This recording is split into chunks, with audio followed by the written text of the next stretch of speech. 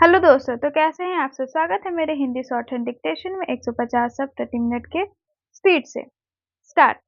श्रीमान, मैं आपको बताऊंगा कि खेती में सुधार के बारे में हमारे कुछ लोगों का क्या विचार है। हमने विभिन्न दृष्टिकोणों से अलग-अलग विचार किया है, विशेष रूप से सबसे ऊंची सीमा बांधने तथा सहकार के प्रश्न पर। किंतु हम अनुभव करने लग गए हैं कि दोनों का आपस में गहरा संबंध है।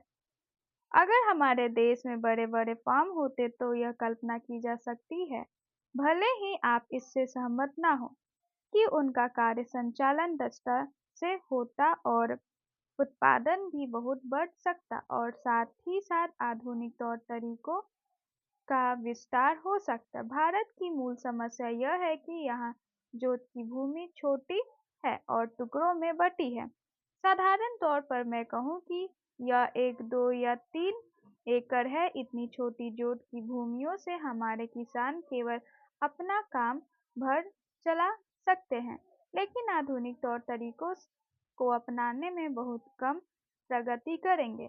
अब सबसे ऊंची सीमा बांध देने से ऐसा भी हो सकता है कि कुछ जो बड़े फॉर्म हैं उनमें काट-छाँट हो, जो कि प्रयोजन भी है।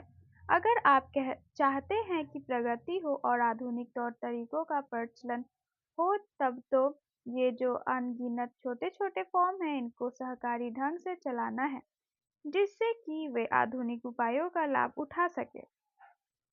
सरकारी ढंग से कार्य करने से मेरा मतलब है विविध प्रकार से सहयोग देना। हम सोचते हैं कि पहला कदम सहकार होना चाहिए और ऋण के अलावा अन्य कई प्रकार से भी सहायता की जा सकती है, जैसे वस्तुओं को खरीदना और बेचना, बीज, खाद तथा इसी प्रकार की वस्तुओं को दिलाना।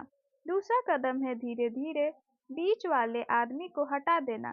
फिर दूसरी स्थिति आती है जिसको मिलजुल कर खेती करना कहते हैं, यद्यपि उसमें भूमि पर अधिकार बना रहता है। इस प्रकार का हमारा दृष्टिकोण है जिससे अधिक से अधिक सीमा की समस्या को सहकारों से अधिक जोड़ा जा सके, नहीं तो उत्पादन गिर जाने का भय है। यह एक जटिल समस्या है जिस पर मनन हो रहा है। सहकार से मेरा मतलब एक गांव के सहकार से है और ज़्यादा से ज़्यादा 2-3 गांव का सहकार भी हो सकता है यदि वे निकट से संबंधित हैं, लेकिन हमारी सरकार इनकी भरपूर सहायता करेगी। उपाध्यक्ष महोदय, अगर भारत की आर्थिक व्यवस्था को हम देखें तो यह कहने में कोई त्रुटि नहीं होगी कि कृषि उसका आधार है। किसी भी देश की सामाजिक और आर्थिक स्थिति उस देश की भूमि की उत्पादन शक्ति पर निर्भर रहा करती है। यदि भूमि की उत्पादन शक्ति में कोई कमी हो जाती है तो उस देश की आर्थिक और सामाजिक स्थिति में भी कुछ परिवर्तन आरंभ हो जाता है। कृषि भारत के लिए एक आर्थिक व्यवस्था ही नहीं है, यह एक संस्कृति भी है।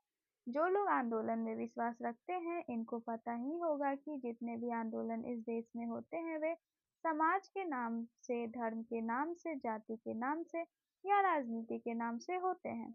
ऐसे आंदोलनों में कोई भी समाज शामिल हो, लेकिन कृषि समाज उसमें शामिल नहीं होता है। उस आंदोलन के साथ कृषि समाज की सहानुभूति भी नहीं होती है। इसीलिए यदि सभी बातों को ध्यान में रखकर हम देखें तो इस देश के लिए आवश्यक यह होगा कि हमारी संस्कृति की रक्षा के लिए और जीवन प्रणाली की रक्षा के लिए कृषि पर विशेष ध्यान दिया जाए। कृषि के क्षेत्र में इस वर्ष काफी प्रगति हुई है। यदि आप 1801 से 1901 तक का काल देखें तो आप देखेंगे कि हमारे देश में 31 अकाल पड़े जिसमें 4 करोड़ लोग मरे, लेकिन आज हमारे खाद्य मंत्रालय ने 100 रुपये मन के भाव पर गेहूं खरीद कर एक भी आदमी को मरने नहीं दिया। इसके लिए हमारा खाद्य मंत्रालय बधाई का पात्र है। एक बात मैं विशेष रूप से इस अवसर पर कहना चाहता हूँ कि आजकल हम लोग मानव शक्ति पर ज़्यादा ध्यान न देकर पूंजी पर ज़्यादा निर्भर रहने की कोशिश करते हैं। आपको याद होगा कि लगभग 5 दशक पहले में जापान की आर्थिक व्यवस्था बिगड़ गई थी, लेकिन वहाँ के 60 लाख काश्तकारों ने कृषि शिक्षा के बल पर इतना अनाज पैदा करके दिखाया कि आज वे 10 करोड़ आदमियों का पालन पोषण कर रहे हैं। वहाँ पर 30 ऐसे विश्वविद्यालय हैं जिनमें कृषि की शिक्षा दी जाती है, जिनसे 16,000 छात्र प्रतिवर्ष शिक्षा प्राप्त करके निकलते हैं। आज हमारे देश में पर्याप्त कृषि विश्वविद्यालय स्थापित हो चुके हैं। हमारे देश की 120 करोड़ जनसंख्या को दृष्टि में रखते हुए जापान एक बहुत छोटा सा राज्य है, शायद हमारे राजस्थान से कुछ ही बड़ा है। स्टॉप। तो डिटेक्शन आप सबको कैसी लगी मुझे कमेंट में ज़रूर बताएं और लाइक सब्सक्राइब करना बिल्कुल भी ना भूलें। धन्यवाद।